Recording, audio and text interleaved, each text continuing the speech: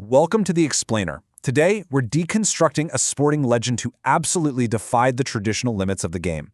You know, we are so conditioned to look for blistering pace, towering height, or just explosive strength on the pitch. Well, Xavi Hernández, he had absolutely none of those things. Yet, for well over a decade, he controlled high-stakes matches better than literally anyone in the history of the sport.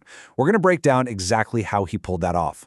It's kind of the ultimate paradox in modern football, isn't it? On one hand, you have that kinetic dominance. You know, the fast, strong, trick-heavy players who are always grabbing the headlines. But on the other hand, you have spatial dominance.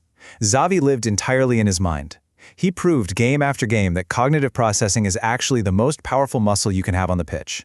He used it to relentlessly outthink and just completely neutralize those faster, stronger opponents who were desperately trying to tackle him. So the million-dollar question we're answering today, what exactly made him the smartest midfielder ever? Like, how does a player with strictly average physical traits become the absolute heartbeat of a generation's greatest club and international teams? Let's deconstruct this tactical genius.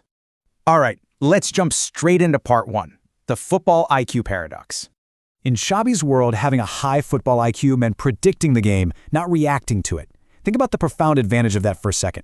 Before the ball ever arrived at his feet, he had already pre-assessed three crucial variables: the exact positioning of his teammates, the immediate angles of defensive pressure coming his way, and his very own next move. Look, most players receive the ball, they look up, and then they decide what to do. But for Xavi, the decision was made before the pass was even sent. That mental agility, processing the future before it even happens, that's why he always operated with such ice-cold calm in the middle of absolute chaos. Moving right along to part two, scanning and finding space. Okay, this right here, this is the true engine behind his genius, his elite scanning frequency. Before pass was ever played his way, his head was on a constant swivel. He was mapping the blind side over his shoulder multiple times a second. By taking these continuous mental pictures of the pitch, he accelerated his decision-making and just bypassed high presses effortlessly. Think about it. You cannot tackle a shadow, and you certainly can't press a player who has already moved the ball into space before you even arrive. But hey, seeing the space is really only half the battle. You actually have to occupy it. Xavi's movement was never, ever random. He ruthlessly exploited the half spaces, positioning himself perfectly between lines to completely fracture the opponent's defensive structure. He was continually finding these open passing lanes, ensuring he was a permanent safety valve for his teammates. He basically made himself available every few seconds, offering a clean outlet the instant anyone was in trouble. And honestly, that is the very definition of tactical midfield intelligence. Which brings us to part three, controlling the match tempo. Because he wasn't reacting to the game, but predicting it, Xavi mastered what the Spanish call la pausa, the tactical pause. He didn't just move the ball around, he dictated the actual heartbeat of the match. If his team was under heavy pressure, he'd deliberately circulate possession sideways. He'd bleed the clock to frustrate the opposition and just let his guys breathe for a second. But the absolute second a structural weakness appeared in the defense, boom, a razor-sharp, line-breaking pass to accelerate the tempo. He kept possession under intense pressure because he understood the underlying rhythm of the sport perfectly. All right, part four, the power of simplicity. Simple football is elite football.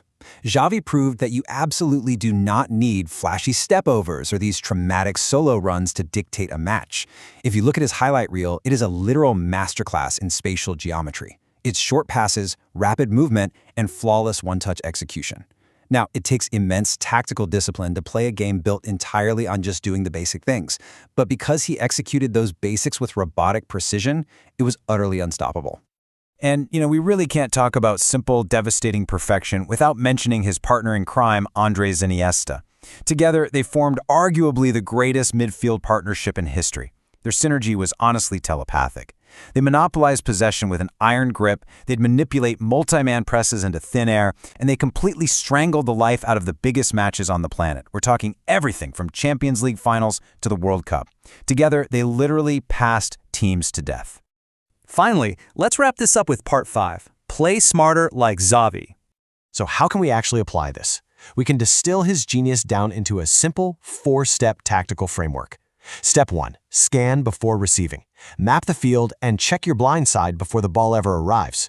Step 2, prioritize simple passes over low-percentage Hollywood balls so you can relentlessly retain possession. Step 3, move constantly after passing. You need to be an immediate return option instead of just standing there admiring your work. And Step 4, stay calm.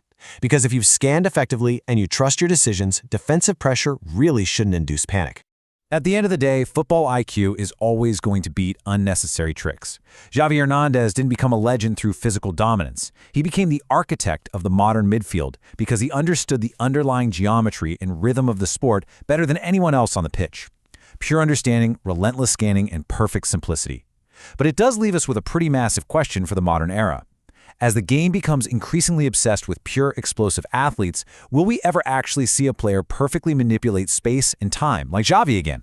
Let me know what you think. Thanks for joining me on this explainer, and I'll catch you guys in the next one.